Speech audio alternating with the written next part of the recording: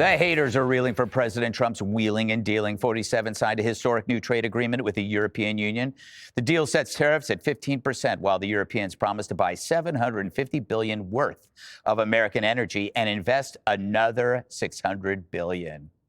Trump says everyone's a winner here. We just signed a very big trade deal, the biggest of them all yesterday, right? Our country has never done better. Many of the leaders said, essentially, they said, your country was dead 1 year ago. 1 year ago, we had a dead, and we did. We had a dead country. We had a president who didn't know where the hell he was. We want to focus on trade deals. I want to focus on the deal we just made with the European Union, which is the biggest trade deal in history. It's the biggest deal, I think, in history, not just trade deal. World leaders lining up to schmooze the deal maker, and the panicans are now reconsidering their panic. The truth is, I don't know what his strategy is. But look, the stock market is at record highs. I know not everybody lives by the stock market, but I also drive around. I don't see a country in a depression at all. I see people out there just living their lives. And I would have thought, and I got to own it, that these tariffs were going to sink this economy by this time, and they didn't. So, how do we deal with that fact? Dana, I was waiting for that moment. I always find it refreshing when people will say that, and it's like that period of time, people were shouting about the chaos. Oh my God, what's going on? We were here on the table saying, hold tight, see what happens. We don't, like you were saying, you don't know, could go north, could go south, but it also changed a lot. Yeah. So what are you saying? Well, I was just saying, he's out there. Get to your point, Dana. He's there running circles around world leaders, right? Yeah. He's just like running laps around them. On America's Newsroom today, we were fortunate enough finally to get a press conference, because usually they're later in the day. And we just had, for over an hour, he's just answering questions. What, you got a question, you got a question. The world press has never seen anything like it. I do think some of the devil's in the details. We'll see on a couple of things. For example, NATO, they're playing some little tricks to say, oh, well, this is counting towards our 5% because it was already there. However, everything is certainly moving in the right direction when it comes to more responsibility for the Europeans, a better deal for the American people. And I think something that you guys probably talked about last week that I didn't get a chance to, I think what the president has done on focusing America's innovation and might on AI and energy last week when he was in Pennsylvania was really, really important. And we have to stay, I think we have to stay ahead of China, and we are. My other favorite thing that happened today is he was asked about windmills, and he just dropped all the truth in a world stage about the birds that get killed, how you can't get rid of them because they never break down. And I could just imagine that Keir Starmer, the UK Prime Minister, is sitting there going, I don't know what to do with all of this. He just sat there and basically tried to bask in the glow. Yeah. Keir Starmer has such a great name. It's a great name. It's a great name. Terrible policies. Terrible policies, great name. Jesse, Dana said the devil is in the details. An avowed Satanist would say that. But isn't it amazing how it's like Trump has set up dominoes that fall one after the other. It's like he had this plan, so like every 3 days, another one falls. So it's like the media and the Dems just have to deal with this good news every 3 days. I'm going to resist the urge to gloat.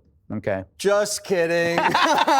There were people around this table, their names rhyme with Messica, who said that the tariffs were going to increase inflation in a massive way. They haven't. They said this trade war was going to align the world against the United States. It was going to be China and the world aligned against the United States. That didn't happen. It was the exact opposite. They said that he was a taco president, and it looked like the world chickened out. And I remember you said you can't win a trade war. No one wins a trade war. Well, we just did. Because now, what did we give up? The right to have I'm waiting for someone European to goods. give me an answer. We didn't give up anything with any of these negotiations with the Pacific Rim companies or the EU. We got every single country to open up their market. Every single one. So in a way, Trump actually increased free trade for us. And what else did he do? He also got other countries to agree to invest trillions of dollars here. That is a huge win for the defense industry, for ranchers, farmers, Pharmaceuticals, we'll get to that tomorrow. There's a big announcement there. Boeing won big. And the fact that now everybody has to invest here in these big industrial projects, and we left the steel tariffs at 50, they have to use U.S. steel because it's so much cheaper. And the 15% thing is great because it's small enough where the importers here will eat the tariff and not pass on the price hike, but it's big enough, because that's what they're already doing, but it's big enough to make U.S. industry more competitive and bring in a lot of tariff revenue, which we can use to pay down the debt and send out tariff stimmy checks. So the Democrats today are not attacking this deal, are they? And the free traders over at the Panikin networks, CNBC, are not attacking this deal. They're saying it's a great deal. The Europeans are the ones who said that they got screwed and that they basically got dominated by Donald Trump. It is a victory for the United States, Jessica, and I think you should hold my hand and celebrate. We can hold hands, but I am not celebrating. Yay! Jessica, or Messica, as Jesse called her. It's so funny because we basically have the same name. Yeah. True. Yeah. So before this deal with the EU, we have to be clear that every trade war that we are engaging in, Donald Trump brought that one up himself, except for China. China is the one that you really have an issue with, but we essentially had favored nations with the EU being about 1% import. So 15% is a lot more than 1%. And I rarely say that I wish somebody else would take my seat, at least for this segment, but I wish Charlie Gasparino was sitting here right now to explain to Jesse again how tariffs work, because it is a tax on the American consumer. The American consumer knows that. That's why they don't rate Trump particularly highly on how to handle inflation, cost of living, tariffs, and trade wars. And you also see headlines like Walmart raising prices up to 51%. They're doing that because they're not going to eat the tariff. They're going to pass it on to you.